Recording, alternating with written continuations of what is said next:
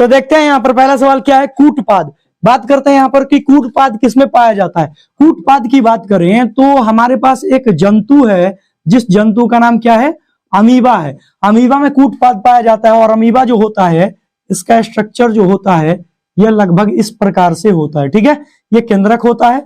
इसमें याद रखेंगे कि इसका प्रचलन अंग यही होता है। प्रचलन अंग मतलब क्या, जो चलने में मदद करे। और इसके साथ साथ किसमें, इसके साथ साथ हम पढ़े हैं कि यह क्या करता है, शिकार को, जैसे अगर कोई कीट है और इस कीट को अगर खाना हो इसके द्वारा, तो ये क्या करता है, यह अपने कूटपाद को ऐसे समेटता है, मतलब आगे की ओर बढ़ाते और बढ़ाकर दोनों तरफ से बंद कर लेता है। ये अंदर चला जाता है और क्या होता है, इसमें होता है राइबोसोम। क्या होता है, राइबोसोम, नहीं माफ कीजिए, रसधानी। क्या होता है, रसधानी। राइबोसोम नहीं बोलेंगे, रसधानी। और वह रसधानी क्या करता है, पचाने का काम करता है। रसधानी क्या करता है, पचाने में मदद करता है। बताइए कोई दिक्कत इसमें नहीं है। तो यहां पर इसका प्रचलन अंग क्या होगा, कूटपाद। और कूटपाद को ही हम इंग्लिश में स्यूडोपोडिया कहते हैं, PSEUDOPODIA। इसको फॉल्स फिट बोलते हैं। क्या बोलते हैं, फॉल्स फिट बोलते हैं। फॉल्स फिट इसमें पाया जाता है। पैर नहीं होता है लेकिन झूठा का पैर है, ठीक है। प्रकाश संश्लेषण होता है। प्रकाश संश्लेषण किसमें होता है, तो प्रकाश संश्लेषण हम जानते हैं कि पौधों में होता है। किसमें होता है, पौधों में। दूसरा बात कि प्रकाश संश्लेषण कब होता है, तो प्रकाश संश्लेषण दिन में होता है। तीसरी बात कि प्रकाश संश्लेषण पौधे के किस भाग में होता है, तो पत्तियों में होता है। चौथी बात, प्रकाश संश्लेषण के लिए कौन कौन से चीज उपयोगी है, तो वहां पर आप जानते हैं कि CO2, फिर क्या है, सनलाइट, फिर उसके बाद क्लोरोफिल, और उसके बाद क्या है आपके पास, H2O, जल, ठीक है। और साथ साथ में कुछ लवण होंगे, ठीक है। ये सारी चीजें प्रेजेंट होनी चाहिए। तो एक साथ हमारे पास इतने सवाल बने, ठीक है। नेक्स्ट सवाल की ओर बढ़े। क्लोरोफिल वर्णक का रंग होता है भाई, क्लोरोफिल वर्णक का रंग जो होता है वह हरा होता है। और क्लोरोफिल को हिंदी में क्या कहते हैं, पर्णहरित। क्या कहते हैं, पर्णहरित, याद रखेंगे। और होता है क्लोरोप्लास्ट, CHLOROPLAST। क्लोरोप्लास्ट का मतलब होता है हरित लवक। याद रखेंगे कि हरित लवक में आपका पर्णहरित पाया जाता है। क्लोरोप्लास्ट में क्लोरोफिल पाया जाता है, ना कि क्लोरोफिल में क्लोरोप्लास्ट, ठीक है। कभी सीक्वेंस में दे दे कि सीक्वेंस में बताइए, तो आप याद रखेंगे कि पहले क्लोरोप्लास्ट फिर जाके क्लोरोफिल, ठीक है, ध्यान रखेंगे। आगे बढ़ जाएं कि रक्त में आयरन की कमी से कौन सा रोग होता है, तो इसको हम कहते हैं एनीमिया। क्या कहते हैं, एनीमिया। एनीमिया को ही हिंदी में क्या कहते हैं, लौहमयता। क्या कहते हैं, लौहमयता। इसी को क्या कहते हैं, अरक्तता।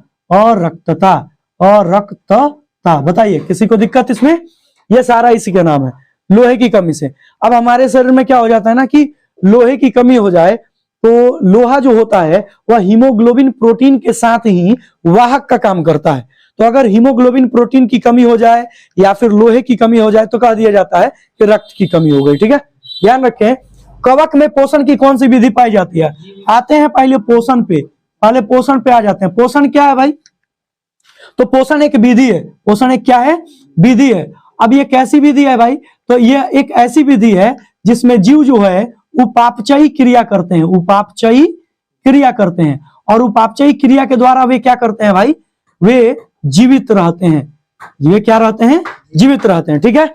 अब पोषण की अगर हम विधि देखें, तो पोषण की 3 विधियां होती हैं। कितनी विधि, मैनली 2 होती हैं, ठीक है। एक होगा आपको स्वपोषी और एक होगा आपके पास परपोषी। एक क्या होगा, परपोषी। स्वपोषी में ऑटोट्रॉफ और परपोषी को हेट्रोट्रॉफ। स्वपोषी जो होते हैं वह पौधे होते हैं, और हेट्रोट्रॉफ की बात करें तो ये 3 प्रकार से बट जाते हैं, ठीक है। कौन कौन, एक होता है मृतजीवी, चाहे मृतोपजीवी पोषण। दूसरा होता है आपके पास क्या, दूसरा होता है परजीवी पोषण। और तीसरा जो होता है वो होता है प्राणी समपोषण। यह ध्यान रखेंगे। मृतजीवी जो है वो सरे गले से अपना भोजन प्राप्त करते हैं, सरे गले पदार्थ से या जीव से अपना भोजन प्राप्त करते हैं। परजीवी क्या करते हैं, दूसरे जीव पर आश्रित रहते हैं। दूसरे जीव पर क्या रहते हैं, आश्रित रहते हैं, मतलब उसके अगल बगल में रहते हैं, उसके अगल बगल में, कहां पर, अगल बगल में। और तीसरा क्या है, प्राणी संपोषी, तो ये दूसरे जीव को, दूसरे जीव से भोजन प्राप्त करते हैं, दूसरे जीव से भोजन प्राप्त करते हैं, वो भी किस अवस्था में, ठोस या द्रव अवस्था में, ठोस या द्रव अवस्था में। जैसे कि हम बात करें गाय से, तो गाय का दूध हम लोग पीते हैं ना द्रव के रूप में, दूसरे जीव से ले रहे हैं। जैसे मुर्गी है, तो मुर्गी से अंडा प्राप्त करते हैं, ठोस के रूप में करते हैं ना, मुर्गा से मांस प्राप्त करते हैं ठोस के रूप में, ठीक है, ये चीज ध्यान रखेंगे। आगे आ जाए भाई, तो हमारे पास इसका जवाब हो जाएगा क्या, कवक जो होते हैं वह सड़े गले पदार्थ पर अपना जीवन यापन करते हैं, तो ये हो जाएगा इसका एग्जाम्पल कवक। अच्छा, इसका परजीवी का एग्जाम्पल क्या हो जाएगा, अमरबेल, क्या हो जाएगा, अमरबेल। और अगर प्राणी संपोषी का पूछे तो मनुष्य, ठीक है, और अन्य जंतु शेर बाघ कुत्ता बिल्ली, ठीक है। आगे कवक में पोषण कौन सा हो गया, मृतजीवी, कौन सा हो गया, मृतजीवी। आगे है मृतोपजीवी भी लिख सकते हैं। ऑक्सीजन क्या है भाई, ऑक्सीजन है तो हार्मोन है, कैसा हार्मोन है, तो पादप हार्मोन है, कैसा हार्मोन है, पादप हार्मोन है। क्या करता है, तो पादप की वृद्धि करता है, पादप की वृद्धि करता है। तो पादप की किसकी वृद्धि करता है, तो तने की लंबाई बढ़ाता है, तने की लंबाई बढ़ाता है। साथ साथ में क्या करता है, पत्तियों को हरा रखता है, पत्तियों को क्या करता है, हरा रखता है, ठीक है, यह ध्यान रखेंगे। आगे स्वपोषी पोषण के लिए आवश्यक है, स्वपोषी पोषण के लिए क्या आवश्यक है, तो हम जानते हैं कि स्वपोषी पोषण के लिए, अब देखिए पौधे जो होते हैं वह स्वपोषी होते हैं, पौधे क्या होते हैं, स्वपोषी होते हैं। तो स्वपोषी पौधे के लिए क्या आवश्यक है, तो आप जानते हैं कि उनके पास क्या होना चाहिए, पहले हरित लवक होना चाहिए, वही हरित लवक में आ जाएगा। अगर ये ऑप्शन में नहीं रहता CO2, ये ऑप्शन में नहीं रहता सनलाइट, और ये अगर नहीं रहता तो H2O, और अगर ये सभी रहते तो सभी हो जाता, ठीक है। प्रकाश संश्लेषण की क्रिया में ऑक्सीजन बाहर निकलता है, कहां से, रंध्र से, ठीक है, पत्तियों के रंध्र से निकलता है, ठीक है, ये ध्यान रखेंगे, पत्तियों के रंध्र से निकलता है। रंध्र को क्या कहते हैं, स्टोमाटा, ठीक है। आगे है भाई कि मैग्नीशियम पाया जाता है, मैग्नीशियम आपको क्लोरोफिल में पाया जाता है, कहां पाया जाता है, क्लोरोफिल में पाया जाता है, यानी पर्णहरित में पाया जाता है। कोई दिक्कत नहीं है इसमें किसी को। आगे बढ़ जाते हैं, तो आगे आपके पास है कि विश्राम के समय में, विश्राम की अवस्था में मनुष्य का हृदय 2 मिनट में कितनी बार धड़कता है। हम जानते हैं कि जब हम तेज दौड़ते हैं तो हमारी हार्ट बीट बढ़ जाती है, और जब हम नॉर्मली सोएंगे तो 1 मिनट में 72 बार धड़केगा। 2 मिनट पूछा है तो 144 बार, कितनी बार, 144 बार, ये अपना जवाब हो जाएगा। 2 मिनट में पूछा है, ठीक है। आगे मनुष्य में प्रमुख उत्सर्जी अंग क्या होता है भाई, ब्रिक होता है, क्या होता है, ब्रिक। ब्रिक की क्रियात्मक इकाई क्या कहलाती है, नेफ्रॉन कहलाती है, क्या कहलाती है, नेफ्रॉन। और ब्रिक का अध्ययन क्या कहलाता है, ब्रिक का अध्ययन क्या कहलाता है, नेफ्रोलॉजी, क्या कहलाता है, नेफ्रोलॉजी। और दूसरी बात कि ब्रिक का वजन कितना होता है, 150 ग्राम, ठीक है, ब्रिक का वजन। अरे वो यकृत है, अगला जो सवाल है, ये देखिए ब्रिक, ये ब्रिक हो गया। और ब्रिक में आपको, ब्रिक में आप जानते हैं ना कि कितना क्या क्या चीज होता है, उसमें ग्लोमेरुलस फिल्ट्रेशन होता है, ठीक है, बोमेन संपुट होता है, बोमेन कैप्सूल जिसको बोलते हैं, ये सारा हेनली का लूप होता है, वो सारा चीज आपके दिमाग में होना चाहिए। जब हम उत्सर्जन चैप्टर पढ़ेंगे उसका ऑब्जेक्टिव, तो वहां पर उसका फिगर बता देंगे, ठीक है। हरे पौधे में पोषण की कौन सी विधि पाई जाती है, हरे पौधे में अगर बात करें तो हरे पौधे में स्वपोषण पाया जाता है, कैसा, स्वपोषण।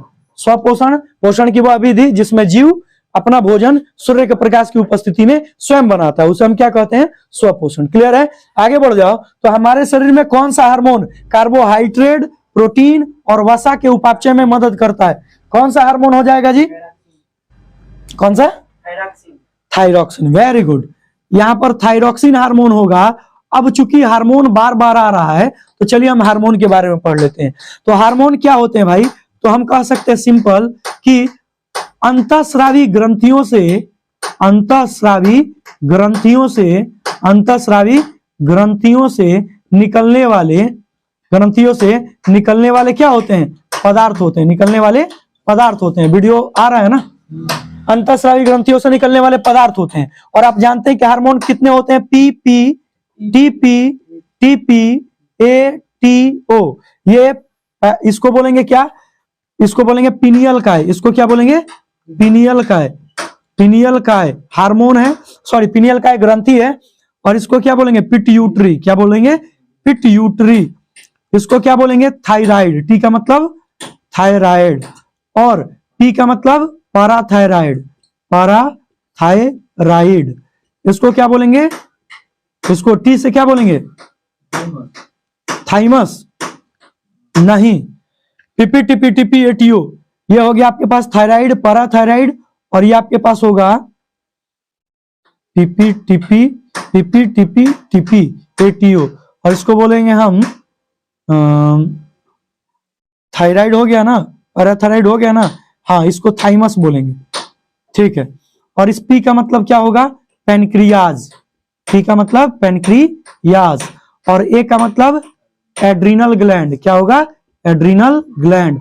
और टी का मतलब टेस्टिस, और ओ का मतलब ओवेरी। तो ये सारी जो ग्रंथियां हैं यह अंतःस्रावी ग्रंथियां हैं, और इनसे हार्मोन निकलता है। अंतःस्रावी ग्रंथियां जो होती हैं इनमें नली जो होता है नहीं होता है, ये डायरेक्ट हमारे ब्लड में मिल जाती है।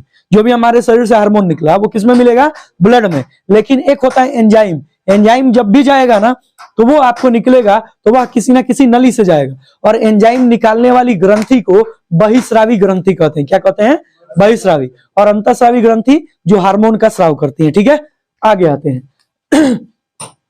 मनुष्य में 2 बार दांत आने के कारण उन्हें कहा जाता है द्विबार दंती कहते हैं, या उसको डाइफिकोडोंट बोलते हैं। अगला है कि छोटी आंत की लंबाई कितना होता है भाई, 6.25 मीटर। ठीक है, 6.25 मीटर। याद रखेंगे कि छोटी आंत में हमारे पास, याद रखेंगे कि छोटी आंत में जो आंत की दीवार पर ग्रंथि होती है उस ग्रंथि का नाम होता है सक्कस इंटेरिकस। Succus entericus. और इससे जो हार्मोन निकलता है, सॉरी इससे जो आपके पास रस निकलता है उसको क्या कहेंगे, आंतरस। क्या कहेंगे, आंतरस। और इस आंतरस से हम जानते हैं छोटी आंत में ही भोजन का पूर्ण रूप से पाचन होता है। आगे बढ़ जाए भाई, बड़ी आंत की लंबाई कितनी होती है भाई, 1.5 मीटर होती है। अच्छा, छोटी आंत में 3 भाग होते हैं, कौन कौन, डीजे इलियम, डीजे इलियम, डिओडेनम, जेजुनम और इलियम। ठीक है, जिसको शेषांत्र, मध्यांत्र और बृहदांत्र 3 नाम है। ठीक है, ये याद रखेंगे। और आगे बढ़ जाएं तो आगे है आपके पास आहार नाल की पूर्ण लंबाई कितनी होती है, 9 फीट, या फिर सॉरी 9 मीटर, 9 मीटर या 30 फीट। याद रखेंगे, आपकी किताब में लिखा है 8 से 10 मीटर लिखा है। ठीक है, ये ध्यान रखेंगे। तो 10 और 8 कितना हुआ, 18। 18 का एवरेज निकालेंगे कितना होगा, 9 मीटर। ठीक है, ये ध्यान रखेंगे। मृतजीवी पोषण किसमें पाया जाता है, अभी पढ़े हम लोग किसमें, कवक में। ठीक है, इंसुलिन हार्मोन की कमी से, हार्मोन आ गया ना, अब ये हार्मोन याद रखेंगे कि पिनियल ग्रंथि से कौन सा हार्मोन निकलता है, नहीं याद है ना, नहीं, ये तो पिट्यूटरी ग्रंथि से जो हार्मोन निकलता है वह 2 चीजों को कंट्रोल करता है, एक तो हमारे शरीर को और दूसरा एड्रिनल ग्लैंड को और ओवेरी को, जिससे कि हार्मोन का स्राव होता है, टेस्टिस वाला। ठीक है, ये याद रखेंगे।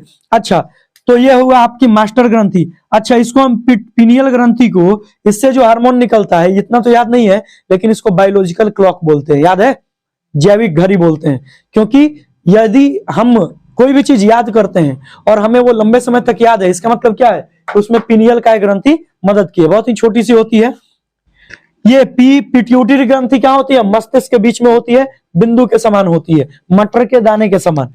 आगे है भाई टी, थायराइड। थायराइड ग्रंथि से कौन हार्मोन निकलता है, थायरॉक्सिन हार्मोन निकलता है। कौन सा हार्मोन, थायरॉक्सिन हार्मोन। और अगर पैराथायराइड से देखें तो पैराथायराइड से कौन सा हार्मोन निकलेगा, याद नहीं है। थाइमस से थाइमोसिन निकलता है, और पेनक्रियाज को हम मिश्रित ग्रंथि कहते हैं। क्या कहते हैं, मिश्रित ग्रंथि, क्योंकि यह अंतःस्रावी और बहिस्रावी दोनों होता है। आगे बढ़ जाएं तो एड्रिनल ग्लैंड। एड्रिनल ग्लैंड का मतलब क्या है, उसको हम कहते हैं एड्रिनल ग्रंथि। इसी को फाइट एंड फ्लाइट ग्रंथि भी बोलते हैं, या इससे निकलने वाले हार्मोन को फ्लाइट एंड फाइट हार्मोन कहते हैं, लरो या उरो हार्मोन कहते हैं। विषम परिस्थिति में जो हार्मोन स्रावित होता है वह कहां से निकलता है, एड्रिनल ग्लैंड से निकलता है, और वह हार्मोन का क्या नाम होता है, एड्रीनेलिन। क्या नाम होता है, एड्रीनेलिन। टेस्टिस से आप जानते हैं कौन सा हार्मोन निकलता है, कौन सा हार्मोन, टेस्टोस्टेरोन। और ओवेरी से एंड्रोजन, एंड्रोजन जिसमें प्रोजेस्टेरॉन होता है, ठीक है, ये याद रखेंगे। अच्छा, एस्ट्रोजन हार्मोन किसमें होता है, नहीं एस्ट्रोजन किसमें होगा, पुरुष में होगा, एंड्रोजन किसमें होगा, पुरुष में होगा, और एस्ट्रोजन महिला में होगा। हाँ, वो जो हमारे पास टेस्टिस होता है, टेस्टिस से एस्ट्रोजन निकलता है, सॉरी एस्ट्रोजन निकलता है, टेस्टिस से एस्ट्रोजन हार्मोन, और ओवेरी से हमारे पास निकलता है जो, वो है एंड्रोजन। एक है एस्ट्रोजन, एक है एंड्रोजन, दोनों में कंफ्यूजन होता है, देख लेंगे।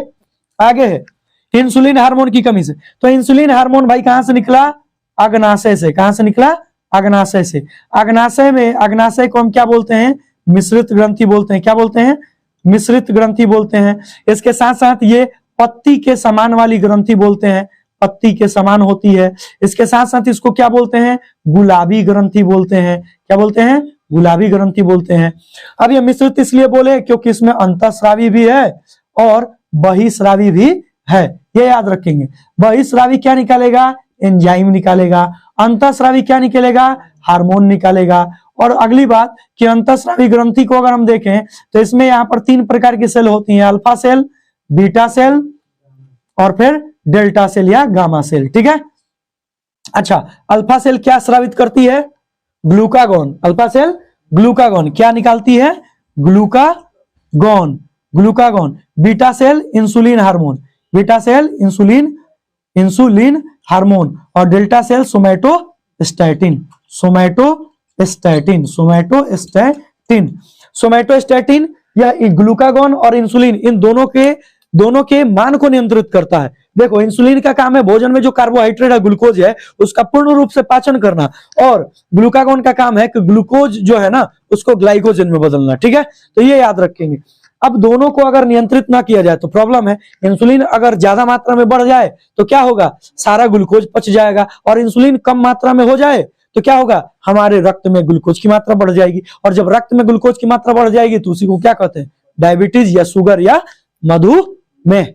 तो यहां पर जवाब है भाई कि इंसुलिन की कमी से होने वाला रोग मधुमेह, क्योंकि इसमें भोजन पचता नहीं है अच्छे से, मधुमेह। और मधुमेह को ही हम क्या बोलते हैं, डायबिटीज, डायबिटीज, ये ध्यान रखेंगे। लार में कौन सा एंजाइम पाया जाता है, तो लार में आप जानते हैं टाइलिन पाया जाता है। अच्छा, अब लार आ रहा है तो चलिए लार को भी समझा देते हैं। लार ग्रंथियां होती हैं जिससे लार निकलता है। लार ग्रंथियां कितनी होती हैं, 3 जोड़ी होती हैं, होती है ना। एक होता है कौन, एक होता है पैरोटिड जिसको कर्ण पूर्व ग्रंथि कहते हैं। एक होता है सबलिंगुअल, सबलिंगुअल, और एक होता है सबमैंडिबुलरी, सबमैंडिबुलरी। ये ध्यान रखेंगे, ये सारे होते हैं हमारे पास ग्रंथियां, ठीक है। ये कर्ण पूर्व ग्रंथि कान के पास होती है, ये अधोजिह्वा ग्रंथि जीभ के नीचे होती है, और सबमैंडिबुलरी कहां होता है, इधर बगल में होता है, ठीक है। जीभ के नीचे वाला ये होगा, ये ध्यान रखेंगे। आगे बढ़ जाए तो पित्त का स्राव कौन करता है भाई, यकृत करता है। और पूछे कि पित्त जमा कहां होता है, पित्ताशय पर। निकालेगा यकृत, जमा कहां होगा, अच्छा, अब यकृत है तो भाई यकृत का वजन क्या होता है भाई, यकृत का वजन 1.5 kg होता है।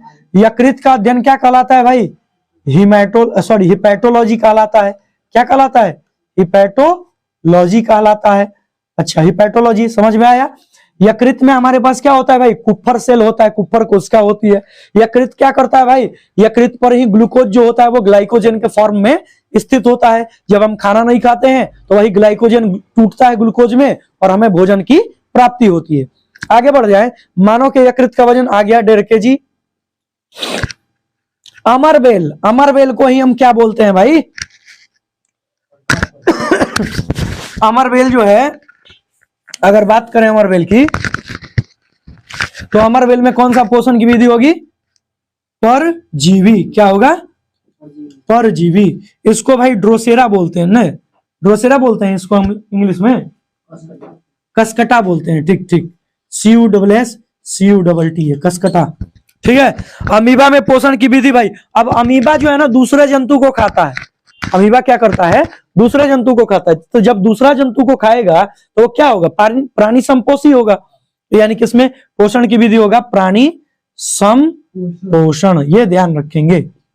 आगे है स्लीपर सेल जंतु। स्लीपर सेल जंतु हम किसको बोलते हैं, पैरामीशियम को बोलते हैं। किसको बोलते हैं, पैरामीशियम को बोलते हैं। किसको बोलते हैं, पैरामीशियम को। इसको इसमें किसको बोलेंगे, पैरामीशियम को स्लीपर सेल जंतु बोलते हैं, पैरामीशियम को। पैरामीशियम का काम क्या है, पैरामीशियम में हम जानते हैं कि इसमें चलने के लिए अंग होता है। इस चलने वाले अंग को क्या कहते हैं, सिलिया। क्या कहते हैं, सिलिया। इसमें केंद्रक कितना होता है, 2 केंद्रक होता है। कितने केंद्रक होते हैं, 2 केंद्रक होते हैं। जहां से यह भोजन को बाहर निकालता है वह स्थान क्या कहलाता है, साइटोपाइग कहलाता है। क्या कहलाता है, साइटोपाइग, याद रखेंगे। दांतों का अध्ययन क्या कहलाता है भाई, दांतों का अध्ययन तो डेंटोलॉजी कहलाता है, चाहे ओडोंटोलॉजी कहलाता है, ओडोंटोलॉजी कहलाता है। याद है, याद रखेंगे। एक होता है डेंड्रोलॉजी। डेंड्रोलॉजी झाड़ियों का अध्ययन होता है। क्या होता है, झाड़ियों का अध्ययन। इस दोनों बात को ध्यान में रखेंगे आप। लार से सना भोजन क्या कहलाता है भाई, तो देखिए जब हम भोजन को मुख में लेते हैं तो लार से सनता है, तो लार से सना तो वो कहलाएगा आपको बोलस, ठीक है। उसके बाद जब छोटी आंत में जाएगा, सॉरी अमाशय में जाएगा तो HCl से सनेगा, और HCl से सना तो उसको क्या बोलेंगे, काइम। और जब वह छोटी आंत में गया तो वहां पर वह छोटे छोटे टुकड़ों में टूट जाता है, उसको कहते हैं चाइल। ये याद रखेंगे। तो यहां पर हमारा जवाब क्या हो जाएगा, बोलस। क्या हो जाएगा, बोलस। और दूसरा है अमाशय का भाग है। अमाशय के 3 भाग हैं भाई, कौन कौन, फंडस, फंडस कार्डियक ना, फंडस कार्डियक, और तीसरा है पाइलोरिक। पाइलोरिक हमारे पास है कि अमाशय के भाग, पेट के भाग पूछ रहा है 3 गो, फंडस कार्डियक पाइलोरिक, याद रखेंगे। अमाशय एक दिन में कितना, सॉरी मानव एक दिन में कितना लार स्राव करता है भाई, 1.5 लीटर। कितना, 1.5 लीटर, ठीक है, ये ध्यान रखेंगे। और लार का पीएच मान बता सकते हैं क्या, कितना होता है, 6.5 होता है, ठीक है, ये ध्यान रखेंगे। नेक्स्ट सवाल, नेक्स्ट सवाल है हमारे पास, लार का पीएच मान कितना होता है, 6 सॉरी लार कैसा होता है, अम्लीय होता है, 6.5 होता है, ठीक है। स्लाइटली एसिडिक होता है। यकृत का अध्ययन आ गया ना, इधर था, यकृत का अध्ययन क्या कहलाता है, हिपैटोलॉजी। ये हो जाएगा हिपैटोलॉजी, ठीक है, ये ध्यान रखेंगे। जठर रस में पाया जाता है। जठर रस को हम कहते हैं बबुआ आंत्ररस। क्या कहते हैं, सॉरी जठर रस को क्या बोलेंगे हम, आंत्ररस बोलेंगे ना, गैस्ट्रिक ग्लैंड बोलेंगे। यानी कि जठर ग्रंथियां कहां होती हैं, पेट में होती हैं, ठीक है। गैस्ट्रिक ग्लैंड जो होती हैं, इससे जो रस निकलता है उसमें होता है म्यूकस, म्यूकस होता है, और फिर होता है पेप्सिन होता है, और इसके अलावा भी और कुछ होता है, ठीक है। और इसके साथ साथ HCl होता है, ठीक है। अमाशय द्वारा, अमाशय रस द्वारा प्रोटीन का कितना भाग पाचित होता है, आप जानते हैं, प्रोटीन का कितना % भाग पच जाएगा, 50% प्रोटीन पच जाता है। पित्त में पाया जाने वाला वर्णक जो होता है, 2 वर्णक होता है, एक होता है बिलीरुबिन और एक होता है बिलीबर्डिन। एक होता है बिलीरुबिन और दूसरा क्या होता है, बिलीबर्डिन। बिलीबर्डिन याद रखेंगे। शरीर का अतिरिक्त ग्लूकोज कहां संग्रहित होता है, अतिरिक्त ग्लूकोज अभी बोले कि लीवर पर इकट्ठा होता है, लीवर जिसको क्या बोलते हैं, यकृत बोलते हैं। आगे नलिका विहीन ग्रंथि, अभी बोले कि एगो में नली होगा, तो जिसमें नली होगा उसको बहिस्रावी ग्रंथि कहेंगे, और जिसमें नली नहीं होगा उसको क्या बोलेंगे, अंतःस्रावी। तो याद रखेंगे, इधर बताए थे, इधर कहां बताए हैं, यहाँ पे अंतःस्रावी, इसमें क्या होता है, नली नहीं होती है, तो बहिस्रावी में नली होती है। तो याद रखेंगे नलिका विहीन ग्रंथि को क्या बोलेंगे, अंतःस्रावी ग्रंथि, अंतःस्रावी ग्रंथि बोलते हैं। आगे बढ़ जाए तो छोटी आंत को कितने भाग में बांटते हैं, तो वही बोले डीजे इलियम, और डीजे इलियम को आप बांट देना, डियोडेनम जेजुनम इलियम, हो गया। छोटी आंत में कितना % कार्बोहाइड्रेट बचता है भाई, कार्बोहाइड्रेट कितना % बचता है, 70%, क्योंकि 30% बचता है कहां पर, मुंह में पच जाता है, याद रखेंगे। छोटी आंत की दीवारों की ग्रंथियां, छोटी आंत की दीवारों की ग्रंथियां को क्या कहते हैं, अभी बोले थे सक्कस एंटेरिकस, सक्कस एंटेरिकस, ठीक है। आगे बड़ी आंत के भाग है, तो बड़ी आंत के भी कितने भाग हैं? 4। कौन कौन? कोलम, सिक्कम, रेक्टम, माफ कीजिए 3 ही हुआ। कौन कौन हुआ? कोलन, सिक्कम, रेक्टम, ठीक है। रेक्टम, इसका नाम हिंदी में क्या होगा? रेक्टम को तो मलाशय कहते हैं, और सिक्कम को तो उंडुक कहते हैं, और कोलन को क्या बोलेंगे? नहीं लिखवाए, सब लिखवाए हैं, याद नहीं है हमको भी, आपको भी नहीं याद है। याद रखेंगे। अमीबा में भोजन का पाचन कहाँ होता है? नहीं, इसके पहले किस छिद्र द्वारा ग्रसनी ग्रास नली से जुड़ा होता है? तो किससे जुड़ा होगा भाई? ग्रसनी ग्रास नली से निगले द्वार द्वारा तो जुड़ेगा। ग्रास नली जिससे भोजन निकलता है, तो निगले द्वार ना निगलने का काम करेगा, घोंटने का काम करेगा निगल द्वार से।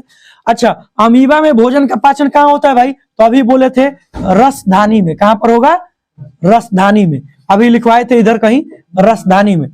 आगे पाचन की क्रिया पूर्ण होती है, मनुष्य की बात कर रहा है, तो कहां पर होगा? छोटी आंत में। कहां होगा? छोटी आंत में। आगे भाई, मछलियां किसकी सहायता से सांस लेती हैं? तो आप जानते हैं कि मछलियां जो हैं वह गिल्स की सहायता से सांस लेती हैं। गिल्स को क्या बोलते हैं हिंदी में? क्लोम। क्या बोलते हैं? क्लोम, याद रखेंगे। आगे अवायवीय श्वसन, अवायवीय श्वसन की चर्चा कर रहा है। क्या बोल रही थी? अवायवीय श्वसन की बात करें तो यहां पर है अवायवीय श्वसन होता है। तो अवायवीय श्वसन किसमें होता है भाई? तो हम जानते हैं अवायवीय श्वसन होता है बैक्टीरिया में। किसमें होता है? बैक्टीरिया में। अगर इसके अलावा जवाब देना चाहेंगे तो आप सिंपल जवाब दे सकते हैं, ऑक्सीजन की अनुपस्थिति में। क्या कह सकते हैं? O2 की अनुपस्थिति में, होगा ना। अच्छा, और अवायवीय श्वसन कहां पर होता है? तो यह भी बात जान लेंगे। कहां पर? कोशिका द्रव में। कहां पर? कोशिका द्रव में। कोशिका द्रव को साइटोप्लाज्म कहते हैं, और उसको ग्लाइकोलाइसिस बोलते हैं इंग्लिश में, ठीक है। ग्लूकोज का ऑक्सीकरण होता है भाई, तो ग्लूकोज का ऑक्सीकरण कहां होगा भाई? तो मतलब ग्लूकोज का पाचन तो माइटोकॉन्ड्रिया में। कहां पर होगा? माइटोकॉन्ड्रिया में, पूर्ण रूप से। इसलिए माइटोकॉन्ड्रिया को powerhouse of the cell कहते हैं। अवायवीय श्वसन किसकी अनुपस्थिति में होता है? अभी लिख दिए, O2 की अनुपस्थिति में, ठीक है। किण्वन की क्रिया में ग्लूकोज बदल जाता है इथाइल एल्कोहल में। इसमें चेंज होगा, इथाइल एल्कोहल में, इथाइल एल्कोहल में। और लास्ट सवाल है, मानव का श्वसन अंग क्या है? तो मानव के श्वसन अंग की बात करें तो वो क्या है? फेफड़ा है। और वीडियो कैसा लगा आप हमें कमेंट करके बताएं। अगर आप इस चैनल पर नए हैं तो प्लीज इस चैनल को सब्सक्राइब कर लें, दोस्तों के साथ शेयर करना ना भूलें। तब तक